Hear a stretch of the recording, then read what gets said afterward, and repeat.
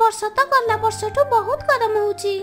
हाँ सुआ भाई, ए वर्ष तो बहुत गरम होउची। आम चढ़ई मानक पई बंचिबा पूरा मुश्किल हो जाइची। मनीष माने आउ कोउठी भी जंगल रखी नाहंती। वर्ष को वर्ष जंगल नष्ट होउची, सेथि पई कम परिमाण रे वर्षा होउची। आउ कम वर्षा हेबा कारणरू बहुत गरम हेउची। से दुई जण एमिति कथा हेउथिले। ठीक सेतिकी बेले सेठाको गोरिकाऊ आसीगला।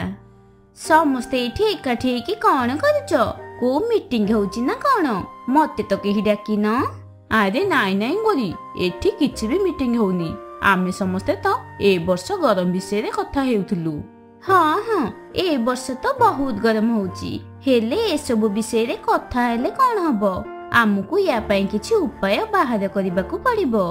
वर्षा ऋतुरे आमे समस्ते जो जल रक्षा काम करिथिले, सेथि पई ए वर्ष जंगलर नईरे बहुत सारा पानी जमिकी अछि। सेथि पई आमको ए वर्ष पानी पई किछि भी असुविधा हेबो नाही। जदि पानी पई असुविधा नाही ताहले आउ कोन पई अछि? वर्षा ऋतुरे पानी सुरक्षा काम रे आमे आम घर पई टिके भी भाबिने। सेथि पई ए गरम कारणरू आमको घरे बहुत गरम होउची। सेथि पई आमे सेई विषय रे कथा होउथिलु। एथरक मु बड़ बड़ बाउंस रे मो पई घर तयारी करिबी।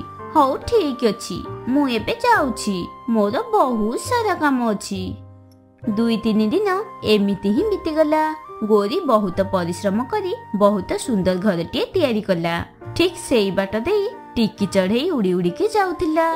गोरी ताकू डाकिकी कहिला, देखे टिकी, मु केते सुंदर घर तयारी करिछि। एबे एथरक गरम हेले मते किछि भी फरक पड़िबनी। गोरी टिके गर्वी थिला। सेति पई से टिकी को देखै सिखै की कथा कहबाकू लागिला। टिकी सेति पई रागी गला। आउ से भाबिला, मु एमिति घर तयारी करिबि जे समस्ते एमिति ही अनैथिबे। टिकी सेठारु चली गला। उड़ी उड़ी की टिकी परदेशी चढ़ई पाखकू आसीगला। परदेशी चढ़ई गोटे माटी बेपारी थिला। आदे टिकी, आज एठिके कोन पई आसीच? आज्ञा, मते किछि माटी दरकार। माटी तो मु देई देबी, हेले तमे जानिछ मु गोटे बेपारी। मु धारे उधार बेपार करेनी। ए माटी बदल रे तुमको मते किछि दबाको पड़िबो। आज्ञा भाई, मु माटी बदल रे तुमको दाना देई देबी। हौ ठीक अछि टिकी, एबे तो तमे कहूच, पछरे आउ भूलिबनी तो? अरे नाई नाई भाई, जेते जल्दी हबो मु तुमको दाना आनी के देई देबी। परदेशी चढ़ई टिकी को माटी देला। टिकी माटी नहीं कि झरणा पाखरे थिबा गछ पाखकू आसिला। अरे बा, ये तो बहुत भल जगह। मु एठी मो पई गोटे माटी घरटे तयारी करिबी। झरणा भी पाखरे अछि। आउ मते पानी आनिबाकू सहज भी हबो।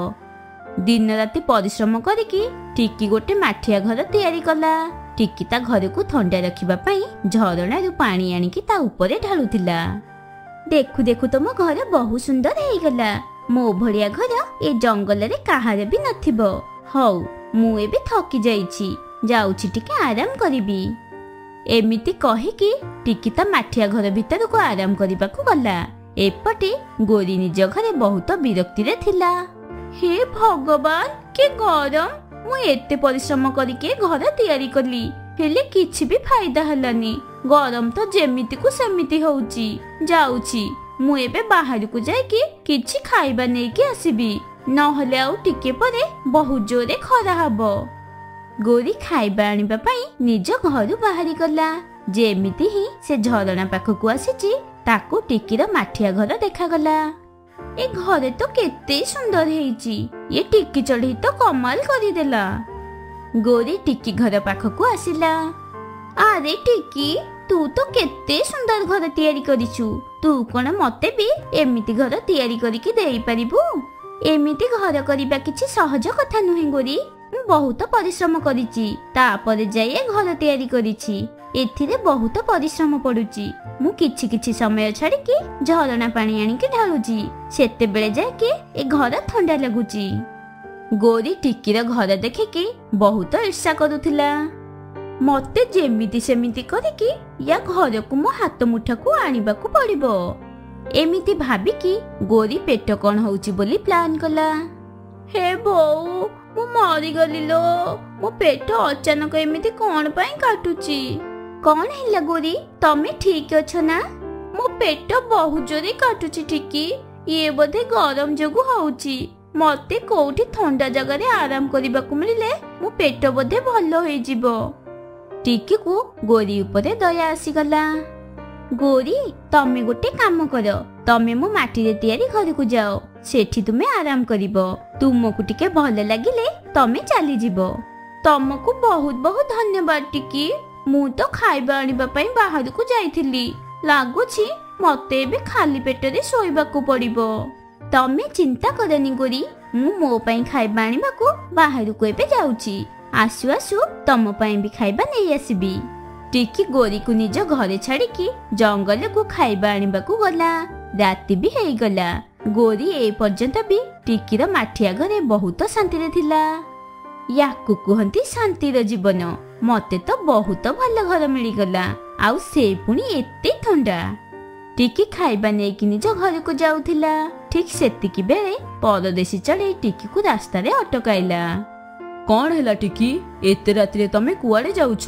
ତମେ ମାଟି ବଦଳରେ ଦାନା ଦବ ବୋଲି କଥା ଦେଇଥିଲ ନା? ତମେ କଣ ସେ କଥା ଭୁଲିଗଲ? ଆରେ ବାପରେ, ମୁଁ ତ ଏ ବିଷୟରେ ସମ୍ପୂର୍ଣ୍ଣ ଭୁଲି ଯାଇଥିଲି। ଏବେ ମତେ ୟାକୁ ସମ୍ଭାଳିବାକୁ ପଡିବ, ଆଉ ବାକି କଥା ପଛରେ ଦେଖିବା। ଆରେ ନାଇଁ ନାଇଁ ଭାଇ, ମୁଁ ତ ତମ କାମରେ ହିଁ ଲାଗିଛି।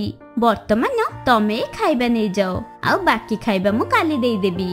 ଠିକ ଅଛି ଟିକି, ଯଦି କାଲି ଦ୍ୱିପ୍ରହର ପର୍ଯ୍ୟନ୍ତ ତମେ ଖାଇବା ନେଇକି ନ ଆସିଛ, ତାହେଲେ ତମେ ତ ଜାଣିଥିବ ମୁଁ ଆଗକୁ କଣ କରିପାରିବି।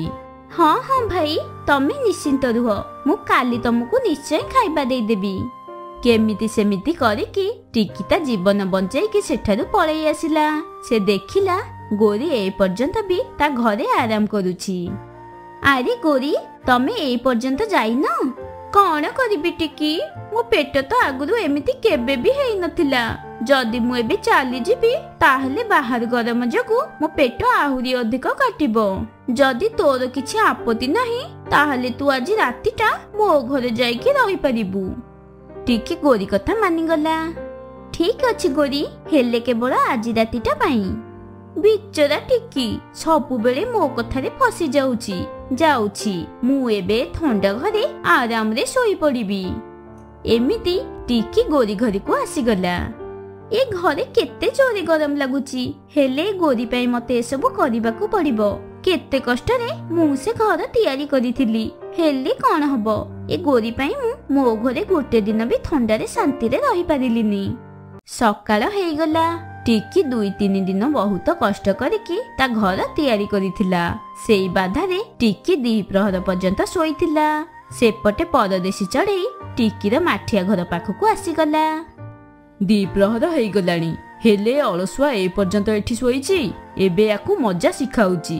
ପାରା, ଯାଅ ଆଉ ଯାଇକି ଟିକିର ଘରକୁ ତଳକୁ ଫୋପାଡ଼ି ଦିଅ। ପରଦେଶୀ ଚଢ଼େଇ ପାରାକୁ ଟିକିର ଘରକୁ ତଳକୁ ଫୋପାଡ଼ିବାକୁ ଆଦେଶ ଦେଲା। ପାରା ଟିକିର ଘରକୁ ଗୋଇଠା ମାରିଦେଲା। ତାପରେ ଟିକି ଘର ତଳେ ପଡିଗଲା। ଘର ମାଟିରେ ତିଆରି ହୋଇଥିଲା, ସେଥିପାଇଁ ସେ ତଳେ ପଡିବା ମାତ୍ରେ ଭାଙ୍ଗିଗଲା। ମୁଁ ମରିଗଲି ରେ, ଲାଗୁଛି ମୋ ପେଟ ଫାଟିଗଲା। ରହ, ମୁଁ ଏବେ ତତେ ଦଉଛି। ଗୋରିକୁ ଦେଖିବା ମାତ୍ରେ ପାରା ସେଠାରୁ ଚାଲିଗଲା। ଆରେ କୁଆଡେ ଯାଉଛୁ? ମତେ ଏକୁଟିଆ ଛାଡିକି ତୁ କୁଆଡେ ଯାଉଛୁ? ପାରା ତ ପଳେଇଲା, ହେଲେ ମୁଁ ତତେ ଛାଡ଼ିବିନି। ଗୋରି ବାଡିରେ ପରଦେଶୀ ଚଢ଼େଇକୁ ଜୋର ଜୋରରେ ପିଟିବାକୁ ଲାଗିଲା। ଏସବୁ ଟିକି ଉପରେ ଥାଇକି ଦେଖୁଥିଲା। ଆରେ ବାପରେ, ଗୋରିଙ୍କର ଏମିତି ରୂପ ମୁଁ କେବେ ବି ଦେଖିନି। ମତେ ଯାଇକି ପରଦେଶୀ ଚଢ଼େଇକୁ ବଞ୍ଚେଇବାକୁ ପଡିବ, ନହେଲେ ଗୋରି ତାକୁ ମାରିଦବ। ଆରେ କମିନା, ତୁ ମତେ ମାରିବାକୁ ଚାହୁଁଥିଲୁ? ଆରେ ଗୋରି, ମତେ ଛାଡି ଦିଅ। ମତେ ଲାଗିଲା ଏ ଘରେ ଟିକି ଅଛି ବୋଲି। ମତେ ତ ତାକୁ ସବକ ଶିଖେଇବାର ଥିଲା। ମୁଁ କେମିତି ଜାଣିଲି ତମେ ସେଥିରେ ଅଛ ବୋଲି? ଠିକ ସେତିକି ବେଳେ ସେଠାକୁ ଟିକି ଚଢ଼େଇ ଆସିଗଲା। ଆରେ ଗୋରି, ତାକୁ ଛାଡ଼ି ଦିଅ, ତାଙ୍କର କିଛି ବି ଭୁଲ ନାହିଁ। ମୁଁ ଏ ଘର ତିଆରି କରିବା ପାଇଁ ଏ ପରଦେଶୀ ଚଢ଼େଇଠୁ ମାଟି ଆଣିଥିଲି, ଆଉ ତା ବଦଳରେ ମୁଁ ତାଙ୍କୁ ଖାଇବା ଆଣିକି ଦେବି ବୋଲି କହିଥିଲି। ଆଜି ଦ୍ୱିପ୍ରହର ସୁଦ୍ଧା ମତେ ତାକୁ ଖାଇବା ଆଣିକି ଦବାର ଥିଲା, ହେଲେ ମୁଁ ଦେଇପାରିଲିନି। ସେଥିପାଇଁ ସେ ମୋ ଘର ଭାଙ୍ଗିଦେଲା। ଏବେ ତ ଇଏ ମୋ ହାତରୁ ଆହୁରି ମାଡ଼ ଖାଇବ। କଣ କିରେ ପରଦେଶୀ ଚଢ଼େଇ, ଏ ଜଙ୍ଗଲ କଣ ତୋ ବାପର ଯେ ତୁ ମାଟି ବିକ୍ରି କରୁଛୁ? ଏବେ ତ ତତେ ଆମ 2 ଜଣଙ୍କ ପାଇଁ ଘର ତିଆରି କରିବାକୁ ପଡିବ। ହଁ ହଁ ଗୋରି, ମୁଁ ତମକୁ ବି ଘର ତିଆରି କରିକି ଦେବି, ଆଉ ସବୁ ଚଢେଇ ମାନଙ୍କୁ ବି ବିନା ପଇସାରେ ମାଟି ଦେବି। ଏବେ ତ ମତେ ଛାଡିଦିଅ। ପରଦେଶୀ ଚଢେଇ ଯେମିତି କହିଥିଲା ସେମିତି ଗୋରି ଆଉ ଟିକି ପାଇଁ ବି ଘର ତିଆରି କରିକି ଦେଇଦେଲା। ଆଉ ତାପରେ ଜଙ୍ଗଲର ସବୁ ଚଢେଇ ମାନଙ୍କୁ ବିନା ମୂଲ୍ୟରେ ମାଟି ବାଣ୍ଟିଲା। ସବୁ ଚଢେଇ ମାନେ ମିଶିକି ନିଜ ପାଇଁ ମାଟିର ଘର ତିଆରି କଲେ, ଆଉ ଖୁସିରେ ନିଜର ଥଣ୍ଡା ଥଣ୍ଡା ଘରେ ରହିବାକୁ ଲାଗିଲେ। କାଳୁକା ଆଉ ଗୋରିକାକୁ ବାହା ହେବାର ଥିଲା। ସେ 2 ଜଣ ବାହାଘର ପାଇଁ ରାଜି ଥିଲେ, ହେଲେ ତା ପାଖରେ ଛାତ ଘର ନଥିବାରୁ ଗୋରି ଆଉ ତା ବାପା ବାହାଘର ପାଇଁ ରାଜି ନଥିଲେ। ଏବେ ମତେ ଯେମିତି ପ୍ରକାରେ ହଉ ଛାତ ଘର କରିବାକୁ ହିଁ ପଡିବ। ସେତେବେଳେ ଯାଏ ମୁଁ ଗୋରିର ବାପାଙ୍କ ପାଖରୁ ଗୋରିର ହାତ ମାଗିପାରିବି, ହେଲେ ସେଥିପାଇଁ ତ ମତେ ପ୍ରଥମେ ପଇସା ଇନକମ୍ କରିବାକୁ ପଡିବ। ଯାଉଛି, ଚଢେଇ ପାଖକୁ ଯିବି, ସେ ମତେ ନିଶ୍ଚୟ ସାହାଯ୍ୟ କରିବ। ଏମିତି ଭାବି କାଳୁକା ଆଉ ଟିକି ଚଢେଇ ପାଖକୁ ଆସିଲା। ଆରେ କାଳୁ ଭାଇ, ଆଜି ଅଚାନକ ଏଠି କଥା କଣ ପାଇଁ ଆସିଛ? ଚଢେଇ, ମୁଁ ମୋ ପାଇଁ ଛାତ ଘର ତିଆରି କରିବି।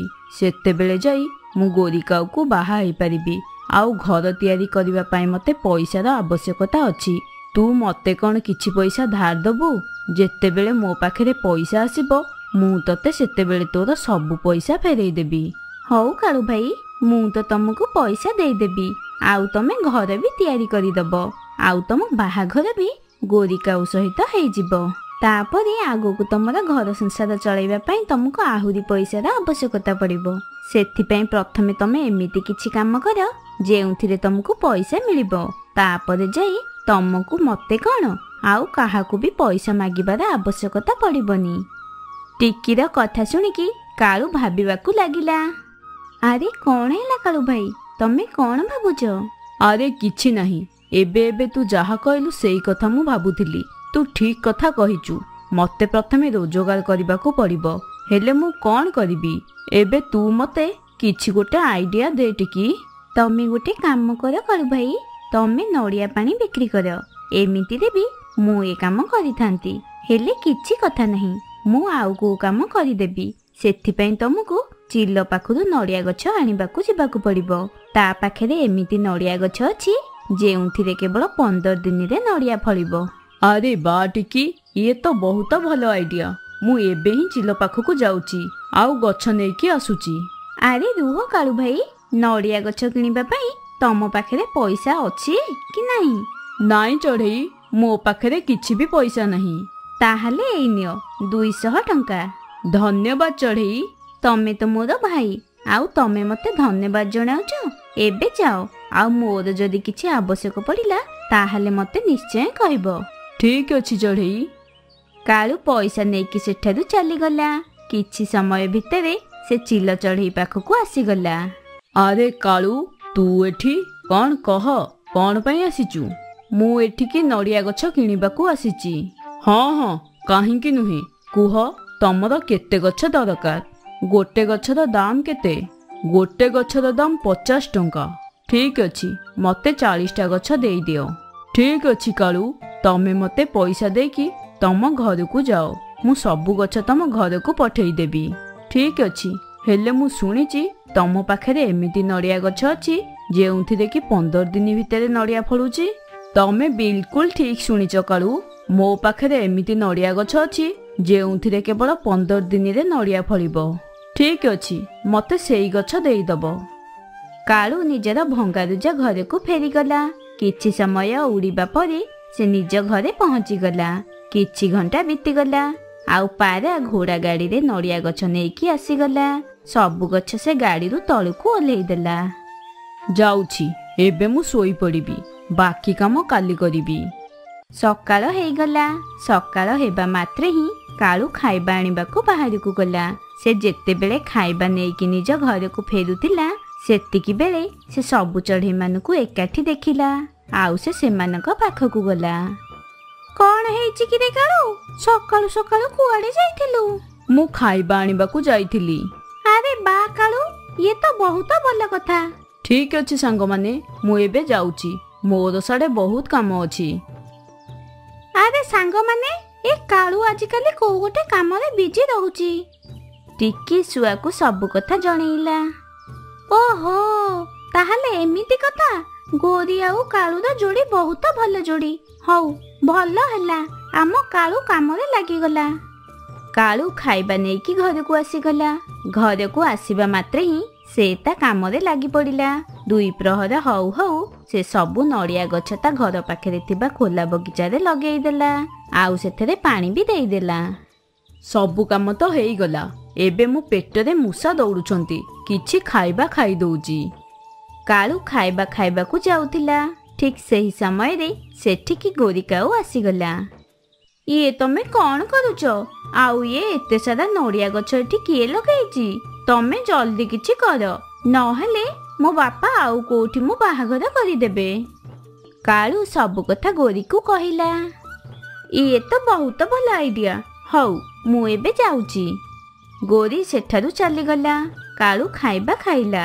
ଧୀରେ ଧୀରେ ଦିନ ପରେ ଦିନ ବିତିଗଲା। ଆଉ 15 ଦିନ ହେବା ମାତ୍ରେ ନଡ଼ିଆ ଗଛ ସବୁ ବଡ଼ ହେଇଗଲା। ଆଉ ସେଥିରେ ନଡ଼ିଆ ଫଳିବାକୁ ଲାଗିଲା। ଆଉ କିଛି ଦିନ ବିତିଯିବା ପରେ ନଡ଼ିଆ ତୋଳିବା ପାଇଁ ହେଇଗଲା। କାଳୁ ନଡ଼ିଆ ଗଛକୁ ପାଣି ଦଉଥିଲା। ଠିକ୍ ସେତିକି ବେଳେ ସେଠାକୁ ପେଚା ଆସିଗଲା। ଆରେ ବା କାଳୁ, ଏ ନଡ଼ିଆ ଗଛ ତ ବହୁତ ବଡ଼ ହେଇଗଲାଣି। ଆଉ ସେ ନଡ଼ିଆ ବି ତୋଳିବା ଉପରେ ହେଇଗଲାଣି। ଏବେ ତମର ଆଗକୁ କ'ଣ ପ୍ଲାନ୍ ଅଛି?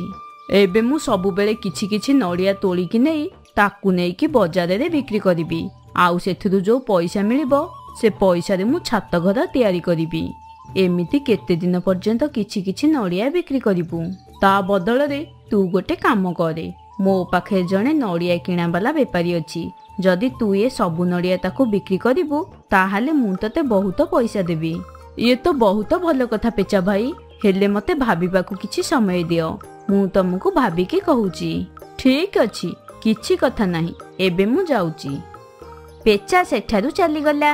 ପେଚା ସେଠାରୁ ଯିବା ମାତ୍ରେ ହିଁ ଟିକି କାଳୁ କାଉ ପାଖକୁ ଆସିଲା। ଆରେ ବା କାଳୁ ଭାଇ, ଏ ନଡ଼ିଆ ଗଛ ସବୁ ତ ବହୁତ ସୁନ୍ଦର ଦେଖାଯାଉଛି। ହେଲେ ସେ ପେଚା ଏଠିକି କ'ଣ ପାଇଁ ଆସିଥିଲା? କାଳୁ ଟିକିକୁ ସବୁ କଥା କହିଲା। ତମେ ଗୋଟେ କାମ କର କାଳୁ ଭାଇ, ସେ ବେପାରୀକୁ ସବୁ ନଡ଼ିଆ ବିକ୍ରି କରିବା ବଦଳରେ ଅଧା ଗଛର ନଡ଼ିଆ ବିକ୍ରି କରିଦିଅ। ଟିକି ଯେମିତି କହିଲା କାଳୁ ଠିକ୍ ସେମିତି କଲା। କାଳୁ ସେ ବେପାରୀକୁ ଅଧା ଗଛର ନଡ଼ିଆ ଗୋଟେ ନଡ଼ିଆକୁ 20 ଟଙ୍କା ହିସାବରେ ବିକ୍ରି କଲା। ତାପରେ ଗୋଟେ ଦିନ କାଳୁ କାଉ ବଜାରରେ ବୁଲୁଥିଲା। ଠିକ୍ ସେହି ସମୟରେ ସେଠି ଗୋଟେ ପାରାକୁ ନଡ଼ିଆ ପାଣି ବିକ୍ରି କରୁଥିବାର ଦେଖିଲା। ଯେତେବେଳେ ସେ ତାର ପ୍ରାଇସ୍ ଦେଖିଲା ସେ ଆଶ୍ଚର୍ଯ୍ୟ ହୋଇଗଲା। ପାରା ସେଠି ଗୋଟିଏ ନଡ଼ିଆ 50 ଟଙ୍କାରେ ବିକ୍ରି କରୁଥିଲା। ଆଉ ସେଇ ନଡ଼ିଆ ତା ଗଛର ନଡ଼ିଆ ଥିଲା। କାଳୁ ଦୁଃଖିତ ହୋଇକି ଘରକୁ ଆସିଲା। କିଛି କଥା ନାହିଁ, ଭଲ ହେଲା ମୁଁ ଟିକିକୁ ଆଗରୁ ପଚାରି ଦେଇଥିଲି। ମୋ ପାଖରେ ଏବେ ବି ଅଧା ନଡ଼ିଆ ଅଛି। ଆଉ ଏବେ ମୋ ପାଖକୁ ଯେତେ ବି ପଇସା ଆସିବ ମୁଁ ସେଥିରେ ଛାତ ଘର ତିଆରି କରିବି। କାଳୁ ଦିନ ରାତି ପରିଶ୍ରମ କଲା। ଆଉ କିଛି ଦିନରେ ହିଁ ନିଜ ପାଇଁ ଛାତ ଘର କରିଦେଲା। ଆଉ କାଳୁ କାଉ ଟିକିକୁ ନେଇକି ଗୋରିର ଘରକୁ ଗଲା। ଯେମିତି ହିଁ ମୁଁ ତମକୁ କହିଥିଲି, ତମେ ଛାତ ଘର ତିଆରି କରିସାରିବା ପରେ ମୋ ଝିଅ ଗୋରିର ହାତ ତମ ହାତରେ ଦେବି। ଏବେ ଆମେ ଗୋଟେ ଭଲ ଦିନ ଦେଖିକି ତମ 2 ଜଣଙ୍କର ବାହାଘର କରେଇଦବୁ। କାଳୁ ଏକଥା ଶୁଣିକି ବହୁତ ଖୁସି ହୋଇଗଲା। ରାତି ହେଇଗଲା। ସବୁ ଚଢ଼େଇ ନିଜ ନିଜ ଘରେ ଶୋଇବା ପାଇଁ ପ୍ରସ୍ତୁତ ହେଉଥିଲେ। ନମସ୍କାର, ଜଙ୍ଗଲର ନ୍ୟୁଜ୍କୁ ଆପଣମାନଙ୍କୁ ସ୍ୱାଗତ। ଏବେ ଏବେ ଆସିଥିବା ତାଜା ଖବର ଅନୁସାରେ ଜଙ୍ଗଲରେ ବହୁତ ଜୋରେ ବର୍ଷା ହେବାର ଅଛି। ସେଥିପାଇଁ ସମସ୍ତେ ସତର୍କ ହୋଇଯାଅ। ବତାସ ବି ଆସିପାରେ। ସେତେବେଳ ପର୍ଯ୍ୟନ୍ତ ଶୁଭରାତ୍ରି। ଶୁଣୁଥାନ୍ତୁ ଜଙ୍ଗଲର ନ୍ୟୁଜ୍। ଇଏ କୋଉ ନୂଆ ସମସ୍ୟା? ଏ ଅଚାନକ ବର୍ଷା କୋଉଠୁ ଆସିଲା?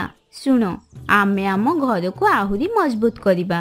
ହଁ ଟିକି, କାଲି ସକାଳ ହେବା ମାତ୍ରେ ହିଁ ମୁଁ ଘର ମଜବୁତ କରିବା ପାଇଁ କାମରେ ଲାଗି ପଡ଼ିବି। ଭଲ ହେଲା, ଆମେ ଆମର ବର୍ଷାକୁ ଆଗୁଆ ଛାତ କରିଦେଇଛୁ। ଆଉ ଯେତେ ଜୋରରେ ବର୍ଷା ଆସୁନା କାହିଁକି ଆମକୁ ଆଉ କିଛି ବି ଚିନ୍ତା ନାହିଁ।